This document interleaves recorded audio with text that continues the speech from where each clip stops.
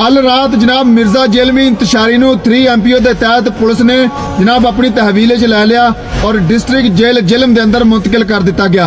साडी अदारे अगे अपील है कि बराए मेहरबानी इस इंतशारी नूं तहफ़ुज़ ना दिता जाए बल्कि इनू कैफरे किरदार तक पहुंचाया जाए, क्योंकि ये शर्तों ना ही मुसलमान महफूज आ ना ही दूसरिया कम्यूनिटियां महफूज आ। एक इंतशारी और फितना फैलाने वाला बंदा वा, इनू जनाब जल्द अज जल्द कैफरे किरदार तक पहुंचाया जाए।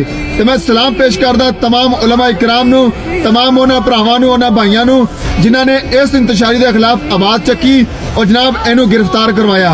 और ये लौंडे लपाड़े अकल दे अन्ने ज़हनी थत्थे जनाब हजे भी गल करदे कि साडा अबू जिहड़ा प्लंबर सी ना, साडा प्यो और जनाब हक ते सीगा उन्हें नजायज़ गिरफ्तार किया गया।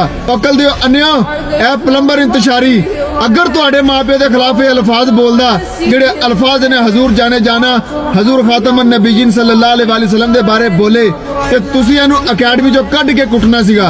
हुण तुहाडी गैरत गौरा नहीं करदी, हजे भी इहदा साथ दे रहे हो, हजे भी कह रहे हो कि साडा अबू जनाब हक और सच ते सीगा, उन्हें नजायज़ गिरफ्तार किया गया। इंशाअल्लाह हुण ये नहीं बचेगा, हुण असीं बचण भी नहीं देंगे इहनूं ते अदारे दा तहफ़ुज़ ना करन, इन्हूं फिलफौर कैफरे किरदार तक पहुंचाया जाए ताकि मुल्क पाकिस्तान दा अमन बरकरार रहे।